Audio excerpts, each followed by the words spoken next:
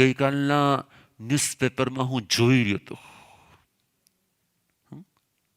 ગઈકાલના ન્યૂઝપેપરમાં જોઈ રહ્યો હતો, આ વર્ષે 35 લાખ લગ્ન થવાના છે. કેટલા?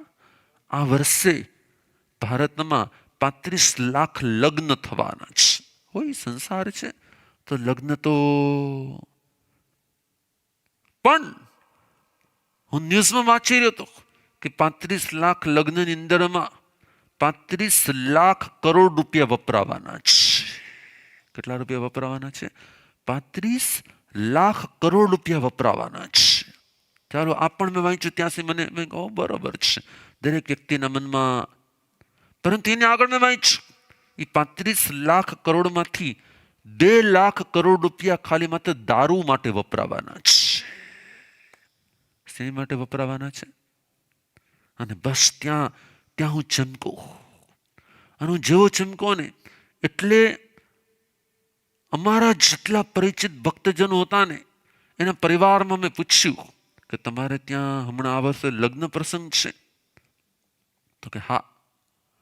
તમારે ત્યાં લગ્ન પ્રસંગમાં તો દારૂ નહીં હોય ને? મને કે ગુરુદેવ અમે લોકો આમ છીએ પણ સામેવાળા પંજાબી છે, સામેવાળા આમ છે, સામેવાળા આમ છે. મેં કહ્યું તો તમે જવાના છો? તો કે તો અમારે. મેં કહ્યું તો તમારી માટે મારા દરવાજા બંધ થઈ જાય છે. જો તમે તમારા પરિવારના પણ લગ્નમાં જ્યાં દારૂ પીરસાતો હોય, જ્યાં આવું અયોગ્ય થતું હોય ત્યાં જો તમે જશો તો તમારે ધર્મગુરુના દરવાજા પર પછી ના આવવું છે. કારણ કે જો જૈન પરિવારોમાં પણ લગ્ન પ્રસંગે, હલો યાદ રાખજો, એક સિદ્ધાંતને આપણે છોડશો ને એટલે ધીરે ધીરે એક પગથિયું નીચે, એમાંથી 2 પગથિયા નીચે. હું હંમેશાને માટે આ બધા જ જગત આખાના ન્યૂઝને એટલા માટે જોતો હોઉં, સાંભળતો હોઉં, કારણ કે એની પર હું એનાલિસિસ કરતો હોઉં કે વ્યક્તિની અંદરમાં. ગઈકાલે મારી પાસે એક વિડીયો આવી હતી અને વિડીયોમાં 2 સૈનિકોને જીવતા બાળી નાખ્યા હતા. શું કરવામાં આવ્યા હતા? જીવતા બાળી નાખ્યા. મને એમ થયું કે આટલી બધી ક્રૂરતાની હદ આવતી શેમાંથી હશે? ત્યારે જોઈએ ત્યારે સૌથી પહેલા 2 વસ્તુ ખબર પડે. શું? એ લોકોનું ભોજન, એ લોકોનું પાણી. જેની અંદરમાં બોડીમાં એસિડિક તત્વો વધે, જેને કારણે બોડીમાં એસિડિક તત્વો વધે, અને જેમાં બોડીમાં એસિડિક તત્વો વધે એટલે એસિડ એક જાતની આગ છે એટલે એનો સ્વભાવ પણ કેવો થઈ જશે? ક્રૂરતા, કઠોરતા, આગ, જેને કહેવાય ને કે ભયંકરતા, બર્બરતા આવવા લાગશે. જો આપણે ત્યાંના લગ્ન પ્રસંગોની અંદરમાં, જૈનોના લગ્ન પ્રસંગની અંદરમાં જો દારૂ પીરસાતો હશે તો તમે તમારા દીકરા દીકરીઓને સંસ્કાર શું આપશો? કટ્ટરતાથી કહેવું જોઈએ. શું આમાં એકદમ કટ્ટરતા કહેવું જોઈએ કે તમારી સાથેના સંબંધ સાચા, પણ જો તમારે ત્યાં આવું કાંઈ પણ હશે તો જિંદગીભર માટે અમારા તમારી સાથેના સંબંધ વ્યવહાર પૂરતા રહેશે. ન તમારે મારા ઘરે આવવું, ન મારે તમારા ઘરે જવું. કેમ કે જો અમે તમારી સાથે વ્યવહાર રાખશું તો અમારા દીકરા દીકરી જે નાના છે ને એ તમારી પાર્ટીમાં, લગ્ન પાર્ટીમાં આવીને બગડશે તો પછી હું એને સંસ્કાર કેવી રીતે આપી શકીશ? અને જો હું સંસ્કાર નહીં આપી શકું તો આજે પાર્ટીઓમાં, લગ્નની પાર્ટીમાં દારૂ આવશે, કાલે ઘરમાં પણ આવતા. અને એક વખત જો ઘરમાં આવવાનું શરૂ થયું તો એક વખત દારૂ આવશે તો કાલ જૈનોના ઘરમાં પણ શું આવવા લાગશે? નોનવેજને પણ આવતા વાર નહીં લાગે. અને એટલે જ આજ હું ખાસ આ પ્રવચન માટે આવ્યો. જેમ બંધ, આશ્રવ, સંબર, નિર્જરા આ તમામ તત્વોને સમજીએ છીએ ને એમ સમજાવે છે કે પ્રભુનો કેવો ઉપકાર છે, કે આપણા ભોજન માટે પણ પ્રભુએ આજ્ઞા આપી કે આવું જ ખવાય, આવું ન ખવાય. આપણા પાણી માટે પણ પ્રભુએ આજ્ઞા આપી. આમ કેમ?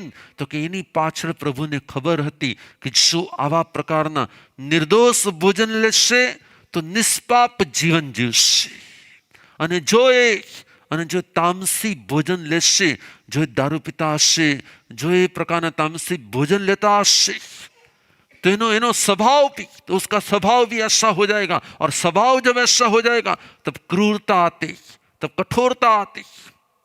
आज मैं सुबह में पढ़ रहा था कि एक परिवार के बड़े भाई बहन ने अपनी छोटी बहन को मार मार के खून कर दिया, उसका सगी बहन को। क्यों? क्योंकि उनका भोजन इस प्रकार का था, उनका पीना उस प्रकार का था। मैं एक एक न्यूज को जब पढ़ता हूं तब रियलाइज होता है कितनी बड़ी बड़ी वॉर कब होती होगी, तो वॉर वालों का सबका भोजन कैसा होता होगा, उनका पानी कैसा होता होगा, उनका जीवन कैसा होता होगा, तभी वो इतनी क्रूरता कर पाते हैं। याद रखजो, जो તમારા ભોજન અને પાણી બદલાણા તો તમારા સ્વભાવ પણ બદલાઈ જવાના છે। અત્યાર સુધી આપણે ગૌરવ હતું, લારીવાળાને પણ લખવું પડે, શું લખવું પડે? જૈન ભેળ મળશે, શું લખવું પડે? અને અને અને ફ્લાઇટમાં પણ મેનુ આવે, તમે લખાયેલું જૈન મેનુ। કેમ? તો કે એને ખબર હતી કે નહીં, આ પરિવારો ક્યારેય પણ આવા પ્રકારના ભોજન, આવા પ્રકારનું કંઈ વાપરતા ન જ હોય। અને જો આપણે જ, પણ એ તો ગુરુદેવ ઈ પંજાબી છે ને, ઈ આમ છે ને, આ છે ને, આ છે, નો કોમ્પ્રોમાઇઝ। ભોજનમાં, પાણીમાં, પાર્ટીમાં જો કોમ્પ્રોમાઇઝ કરવા ગયા તો આજ તમે, એ તો ખાલી એટલા પૂરતું હતું, કાલે તમારો દીકરો તમારા ઘરમાં બોટલ લઈને આવશે અને તમે ના કહી પડશે, તમે ના પડશે, પપ્પા તમે તો એ દિવસે લીધું હતું, પપ્પા તમે પણ એ દિવસે તો ત્યાં। અને એટલે જ ભલે એકવાર તમારે સ્ટીક થવું પડે, ભલે એકવાર સામેવાળાને દુઃખ લાગે, પરંતુ યાદ રાખજો, એમાં પણ જો મને ખબર પડી કે મારા કોઈ ભક્ત પરિવારમાં કોઈને પણ ત્યાં પાર્ટી હતી અને એને ત્યાં આવું હતું, અમારા દરવાજા કાયમ માટે તમારા પગલાં અમારે ત્યાં નહીં થાય। કેમ કે અમે તમારા પગલાં નહીં માનીએ, અમે તમારા રાક્ષસી પગલાં માનશું। કારણ કે જેના ભોજનમાં આવી અયોગ્યતા આવી જાય, જેના લગ્ન સમારોહમાં આવી અયોગ્યતા આવી જાય, એ વ્યક્તિ ક્યારે યોગ્ય જ ન હોય ધર્મ ક્ષેત્રમાં આવવા માટે, એ વ્યક્તિ ક્યારે યોગ્ય જ ન હોય। એટલે જ આજ શું કરવું જોઈએ? પ્રતિજ્ઞા લેવી જોઈએ। શેની પ્રતિજ્ઞા? હું તો લઈશ નહીં, પણ જ્યાં આવું લેવાતું હશે ત્યાં હું બોલો જઈશ પણ નહીં। માનો કે જો બાઇડન ઇઝરાયલમાં જાય તો એનો મિનિંગ શું થયો? મીન થયો કે એને સપોર્ટ કરી રહ્યા છે, રાઈટ? એક્ઝામ્પલ નાનકડી વાત છે। આપણે અમે કોઈ રાજનીતિના બધા માનતા નથી કે એ જેનું જે હોય તે, પણ હું તો તમને એક્ઝામ્પલ આપી રહ્યો છું। તો એનો મિનિંગ જ છે કે તમે જો આવા કોઈ સગાવાલાની પાર્ટીમાં જાઓ છો તો તમે એની અનુમોદના કરવાવાળા છો। શું કરવાવાળા છો? અનુમોદના કરવાવાળા છો। આપણાથી ક્યારેય પણ અયોગ્યની અનુમોદના, તમારે ત્યાં લગ્ન છે, તમારે ત્યાં આવું છે, પહેલાં પૂછો, આવું કંઈ પણ નહીં હોય ને, આવું કંઈ પણ નહીં હોય તો જ અમે તમારે ત્યાં। અને આગળ વધીને શું? અમારા ગુરુની આજ્ઞા છે, અમે તો ગુરુની આજ્ઞામાં છીએ, એટલે અમને ગુરુની આજ્ઞા છે, એટલે અમારે તમારી સાથે કંઈ પ્રોબ્લેમ નથી, પણ અમારે તો ગુરુની આજ્ઞા છે, માટે અમે આવા કોઈ સ્થાનમાં તમે અમારી માટે કોઈ દુઃખ નહીં લગાડતા, પણ અમે આવી શકશું નહીં। સીધી ને શટ એક લીટીમાં આન્સર અને વાત થઈ જાય। શું થાય કે જો વ્યક્તિ આજ એમાં જાય, પોતાના નાનકડા દીકરા દીકરીને લઈને જશે, એટલે જોશે કે પપ્પા અહીંયા તો આવું છે, મમ્મી અહીંયા તો આવું બધું છે, અને જ્યાં અહીંયા આવું બધું છે તો એનો મિનિંગ જ છે કે તમે તમારા દીકરા દીકરીમાં પણ આપણે ત્યાં પણ આવું હોય એવા સંસ્કાર પાડી રહ્યા છો। એનામાં એ સંસ્કાર પાડો કે ના, આપણે ત્યાં તો આવું ક્યારે હોય જ નહીં, થાય જ નહીં, બને જ નહીં। મને યાદ છે કે થોડા વર્ષો પહેલાં આપણા એક પરિવારને ત્યાં લગ્ન પ્રસંગ હતો અને મારી પાસે એ લોકો દર્શન કરવા માટે આવ્યા અને વાતમાં ગુરુદેવ આમ છે તો તમે સામેવાળાને કીધું છે ને કે આપણે ત્યાં આવું ન થઈ શકે? તો કે એ વાતચીત, મેં કીધું એ વાતચીત કરી લેજો। આપણે જો આપણા સંસ્કાર ન જાળવી શકીએ તો આપણે આપણા માતા પિતાએ આપણને વારસામાં આપેલો પ્રભુના ધર્મ આપણે ગુમાવી દઈશું, પ્રભુનો આ ધર્મ આપણે ગુમાવી દઈશું। અને પછી એમણે વાતચીત કરી, તમને ખબર પડી કે ના, ત્યાં તો બધું જ છે, ત્યાં તો કાઉન્ટર એના પણ રાખવામાં આવેલા જ છે. મને બીજે દિવસે પાછો એ ભાઈ આવીને કે ગુરુદેવ આમ છે. હું કહી દઉં અમારા ને તમારા સંબંધ પૂરા થાય છે, પણ ગુરુદેવ સગાઈ થઈ ગઈ છે. ભલે સગાઈ થઈ ગયો, એમને કહી દો અમારે આગળ વધવું નથી. શું? ભલે સગાઈ થઈ ગઈ હોય તો પણ અમારે આગળ વધવું નથી, કારણ કે એ સંસ્કારો વાળી વ્યક્તિ જો અમારા ઘરમાં આવશે તો અમારા ઘરમાં અમારા દાદાએ, અમારા બાએ, અમારા વડીલોએ જે સંસ્કારોનું સિંચન કર્યું છે એ બધા સંસ્કારોનું શું થઈ જશે? એટલે મારી આજ તમને બધાને એક ઓપન પ્રેરણા છે. શું? આ દરવાજે તો જ પગ મૂકવા કે તમે તો નહીં પણ તમારા પરિવારમાં પણ કોઈ આવી પાર્ટી કરવાવાળું ન હોય. તમે તો નહીં પણ તમારા પરિવારમાં પણ કોઈ આવી પાર્ટી કરવાવાળું, અને જ્યાં આવી પાર્ટી કરવાવાળું હોય ને ત્યાં જો તમે જાઓ છો તો તમારે સમજવાનું કે યસ કે અમારે હવે પારસધામમાં પગલાં કરવાના. समझ जाओ, मैं सबको कह रहा हूँ, एक एक को समझ के कह रहा हूँ, क्योंकि मुझे सबको मालूम है कि किसके किसके परिवार में भी शादी आ रही है, किसके किसके परिवारों में कहाँ कहाँ रिश्ते बने हुए हैं, किसके किसके परिवार में कहाँ कहाँ पर रिलेशन बंधे हुए हैं. यहाँ पे भी हॉल में भी बैठे अभी वो लोग कि जिनके परिवार के यहाँ पे भी शादी है और वहाँ पे भी ड्रिंक आने वाला है. वो लोग यहाँ पे बैठे अभी इस हॉल में भी. उसको भी मैं कह रहा हूँ और बाकी के लोगों को भी मैं कह रहा हूँ. क्या हो जाना चाहिए कि हमें हमारे सिद्धांतों के प्रति, हमारी आराधना के प्रति, परमात्मा के धर्म के प्रति, हमारी साधनाओं के प्रति क्या रहना चाहिए? इतना वफादार तो हमें रहना ही है. देवानु प्रियो, घणा दिवस પછી આજ વ્યાખ્યાનમાં આવ્યો હતો. ઘણા દિવસ પછી આજ વ્યાખ્યાનમાં આવ્યો હતો, પણ થોડા અલગ રૂપમાં આવ્યો છે. અને હોવું જ જોઈએ કે જો આપણે અમુક વસ્તુની અંદરમાં સાવધાન નહીં થઈએ તો શું થશે? અન્ડરસ્ટેન્ડ? તો આજ વ્યાખ્યાનના 2 સબ્જેક્ટ હતા. શું?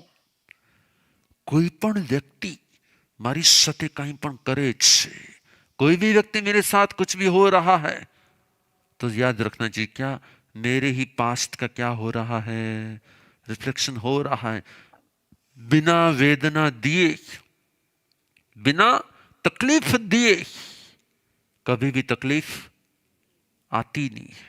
इसलिए हमें किसी के भी प्रति नेगेटिव नहीं होना है कि वो ऐसा क्यों कर रहा है. और जब अपने परिवार की संस्कारों की सुरक्षा करनी है तो हमारे अंदर में ऐसी क्रूरता, ऐसी बर्बरता, ऐसी कठोरता जिस भोजन से आती, जिस व्यवहार से आती, जिस प्रकार का आहार ग्रहण करने से आती, ऐसे प्रकार का कोई व्यवहार हमारे घर में तो होना ही नहीं चाहिए. क्या होता है मालूम है? एक बार सामने वाले व्यक्ति को दुख लगता है, लेकिन वो दुख उसके अज्ञान के कारण लगता है. लेकिन जब हम अपना स्टैंड ले लेते हैं ना कि नहीं हमारे यहाँ पे तो ऐसा, तो अपने आप में ही सामने वाला भी क्या होता है? बदलता है कि नहीं बदलता है. और किसी के दुर्गुणों को छुड़ाने के लिए स्टैंड लेना ये हमारा सद्गुण होता है. किसी के दुर्गुण को छुड़ाने के लिए स्टैंड लेना ये हमारा सद्गुण होता है. किसी के अवगुण को छुड़ाने के लिए अपनी मक्कमता रखना ये हमारा सद्गुण होता है. No compromise. આવી વસ્તુમાં ક્યારે પણ ગુરુદેવ પછી અમારે જવું પડે નહીં. તમે જ્યારે જશો અને એ પાપની અનુમોદના કરશો અને એ અનુમોદનાથી જ્યારે તમે કર્મ ભોગવતા હશો, તમે જ્યારે હોસ્પિટલમાં હશો તો તમને બચાવવા માટે એમાંના કોઈ નહીં આવી શકે. ત્યારે તમને બચાવવા માટે એમાંના કોઈ ક્યારે, અને એટલા જ માટે શું કરવાનું? પાપની ક્યારેય અનુમોદના નહીં, અવગુણોની ક્યારેય અનુમોદના નહીં, અવગુણોની ક્યારેય અનુમોદના જ નહીં. આપણે જઈએ તો એનો મિનિંગ કે આપણે અનુમોદના કરીએ છીએ ને, આપણું સ્ટેન્ડ તમારી સાથે અમારે કાંઈ બગાડવું પણ નથી. તમે તમારા ભાવમાં, પણ અમને તમારી પ્રત્યે કોઈ દ્વેષ પણ નથી, પણ અમને અમારા પરમાત્માએ બતાવેલા ઉપદેશ પ્રત્યે અને સદગુણો પ્રત્યે અમારી દ્રઢતા છે. શું છે? અમારી દ્રઢતા છે. બાકીના બધામાં તમે યોગ્ય જ છો, પણ આ અયોગ્યમાં અમે ક્યારેય પણ અનુમોદના નહીં કરી. વિચારો કરો, 2 લાખ કરોડ રૂપિયાનો ખાલી આ 3 મહિનામાં. કેટલા મહિનામાં? આ 3 મહિનામાં, નવેમ્બર, ડિસેમ્બર, જાન્યુઆરી, આ 3 મહિનામાં 35 લાખ લગ્ન અને 2 લાખ કરોડ રૂપિયાનો દારૂ. હો. દેવાનો પ્રિયો, હમણાં અમદાવાદની અંદરમાં એક જગ્યા ઉપર પર્યુષણના પારણા હતા. મને તે લખાઈને આવ્યું અત્યારે ચાલુ વ્યાખ્યાન જેને સાંભળ્યું ને એણે મને તે લખીને મોકલાવ્યું, મેસેજ મોકલાવ્યો. ગુરુદેવ, અમદાવાદની અંદરમાં હમણાં પર્યુષણ પછી પારણા હતા અને પારણા પછી પારણાની પાર્ટી હતી. શું હતી? કે મારી વાઈફે 28 કરી છે ને એની માટે મેં, અને એ પણ એવી હોટલમાં હતી પાર્ટી કે જે હોટલની અંદરમાં બધું જ મળતું હતું અને પાર્ટીમાં બધાએ એ પાર્ટીમાં ડ્રિંક્સ પણ અપાતું હતું. પાર્ટી શેની હતી?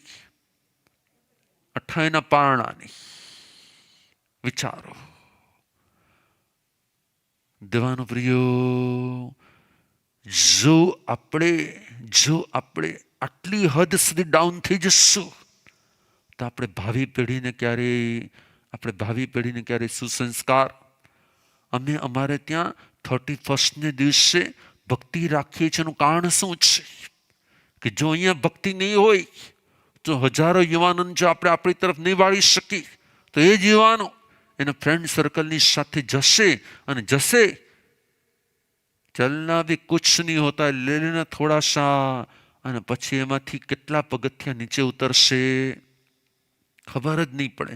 એટલે આપણે ત્યાં દર વર્ષે ભક્તિ રાખીએ. એ ભક્તિ રાખવાનો હેતુ શું? તો કે આપણે જેટલાને બચાવી શકાય, જેટલાને અટકાવી શકાય, જેટલાને રોકી શકાય, જેટલાને વાળી શકાય એટલાને. હમણાં મારી પાસે 1-2 દિવસ પહેલા એક પરિવારને એક ભાઈ બેઠા હતા, મને કહી રહ્યા હતા કે ગુરુદેવ, મારી બેન સાથે વાતચીત થઈ હતી અને મારી બેન કહેતી હતી કે દીકરી મોટી થઈ ગઈ, 18-19 વર્ષની. તમારા દર્શન કરવા માટે બધા એને આવવાનું હતું પણ એ ન આવ્યા. કેમ ના આવ્યા? કેમ કે દીકરી આવવાની નથી. અને જો એ પણ અહીંયા આવી જાય, પરિવારના એ સભ્ય પણ અહીંયા આવી જાય, તેને રાતે 2 વાગે, 3 વાગે, 4 વાગે બહાર જવાની છૂટ મળી જાય. એટલે એના ઉપર વોચ રાખવા માટે નતા આવ્યા. એનો મિનિંગ શું થયો? કે અત્યારના પરિવારજનોની પોતાના દીકરા દીકરી ઉપરની પકડ, એના સંસ્કારો ઉપરની પકડ ઘટતી જાય છે કે વધતી જાય છે?